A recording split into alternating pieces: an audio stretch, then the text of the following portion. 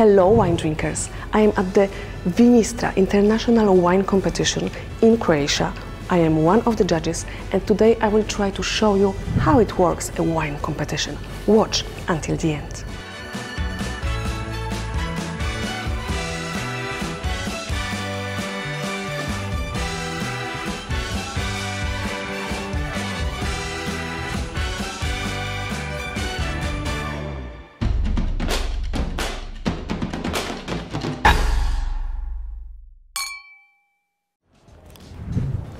So have you ever wondered where are the medals for the wine coming from? From competitions like this. 4 days of competition, I'm one of the judges. There are 70 judges from different parts of the world. Over 1,000 glasses on the tables. And we will try to judge wines and to find the best wines to give them medals. We will have like over 600 wines to taste, but not me personally, because every committee is tasting different set of wines every day. We start at 8:30 every morning, because in the morning you are a better taster than in the afternoon. Then in the afternoon we have visits to the wineries, so we can relax a little bit, but still we are tasting a lot of wines, local wines, and we can talk with the winemakers. So it's a full experience for us. But in the morning it's a hard job and I will try to show you how it works. I will also talk to my fellow judges about their experience, and I will also ask some questions about the whole organization to the directors of Vinistra Wine Competition. Here with me is Caroline Gilby,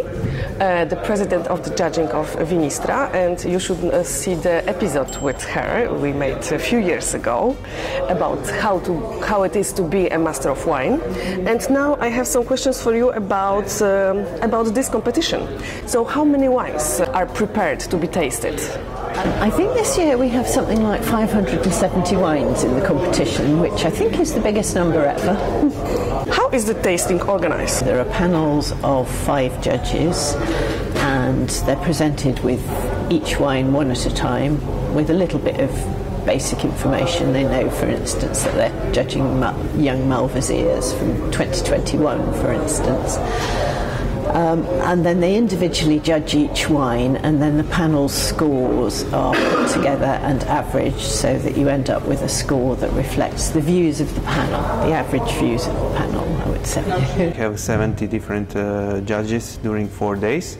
And each day the samples are divided by the type of the wine. The first day we choose the best young and aged Teran, which is our local variety, red. And then we choose the second day the young Malvasia, Istrian, the best one. And the third day the aged Malvasia. And the last day it's for Refosk or Refosco. Since how many years Vinistra exists? Vinistra this year will be the 28th. So there are 28 years of the competition and of the exhibition. Who are the judges? Judges are always wine specialists, can be sommelier, can be master sommelier, master of wine, wine journalists, and so on. There are always people with big experience. The judges are a mixture. All the panels have been set up so that they all represent, there'll be a journalist, there'll be a sommelier, and there will be a trained enologist on each panel to make sure that we have a kind of range of views, because everybody judges wine slightly differently depending on what they need to do for their job role. So it should provide a nice balance. How important are these medals for the winemakers and for the clients? Medals are very important. Definitely in last 10 years, always winemakers who won some gold medals or the champion in Malvasia, it's always the very best sold wine in Istria and in Croatia. How many people work in the backstage? In total there are 25 people working, not only during the competition, but it's a hard work before the competition for, let's say, 6 months. How many glasses have you cleaned? 700,000 we used for our competition, yes. In how many competitions like this have you participated? Dozens and dozens. I am also a regional chair at the Decanter World Wine Awards in London for Central and Eastern Europe. Oh, in many. I'm very blessed that I'm asked and I have the chance to taste all the world around, which is very good for us sommeliers, that we get a picture how the wines are. So it's not my first tasting. Oh, lot of, because I have long years experience, and here in Vinistra, I think I am for 30 years. How many wines do you taste per day during a competition like this? This competition at Vinistra is very easygoing, only 20 wines per day or so. That's actually very easy to do. In London, for the Decanter World Wine Awards, we taste on average about 80 wines per day. 70, 80 wines a day is not a problem. Are you tired after that? No. Yes, normally it's very hard. You have to be responsible for the job you work, and then it's very, very difficult to see, to avoid halo effect and to be a real judge. Do you like it? I love it, and the palate goes on and on. My palate is very used to it, so tasting 80 wines per day is a very, let's say, I can do it without a problem. Yes, normally I like it. It's my job, and it's very nice when your love, your hobby is also your job. So you try to separate your own emotions from the technical points. Of course, I want to be a fair taster, which is very, very important. It's not my opinion, I want to be neutral. A personal taste is fine and nice, but if you're judging, you have to be neutral.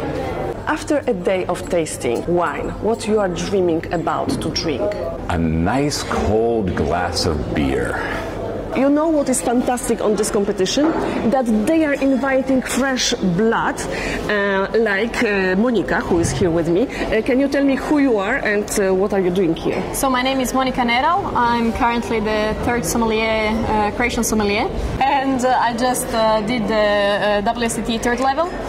Applied for the ASI diploma, and yeah, that's it pretty much. People like you, so young sommeliers, are invited here to be judging with us. Yeah. Your points are not official? Not yet, but this is actually fantastic. It's a great opportunity from Vinistra, from Croatia. And I'm very happy because, for example, next year we will be ready to give our grades, our points without any question. And today we could ask any doubt we had, so it was great, fantastic. So every commission had one person like you, and we were able to talk together to ask you about your points and to evaluate if your points are exactly like our points. But actually, even in the commission, we are not very often totally equal in the points, so it's all about discussion. Especially today we had like 15 countries here, so pretty much many different mentalities. Exactly. And different expectations. That's it. Okay. But yeah, thank you, Monica. Thank you very much. And I hope to see you next year between all the judges. Yes, thank you very much. In 1 month, in May, there is a Vinistra Wine Fair. Can you tell me something about that? What is that? Vinistra Wine Fair, it's one of the most famous wine fair in Croatia. The idea was to present the awarded wines that we are choosing right now. So it's a fair, let's say 120 different producers are presenting our region, our wines, and during the 3 days in the sports hall in Poreč, we have 8,000 visitors. And everybody can come? Everybody are welcome. So for me, it was 3 days of tasting. There is another day tomorrow, but I cannot participate. I'm just going home now. Very nicely organized, not too heavy in numbers of bottles every day. So Vinistra is really thinking about the judges. So we had really time and energy to taste all the wines and to judge them nicely. Actually, what is important is that you are tasting the best of the best. The winemakers are sending the best they are producing.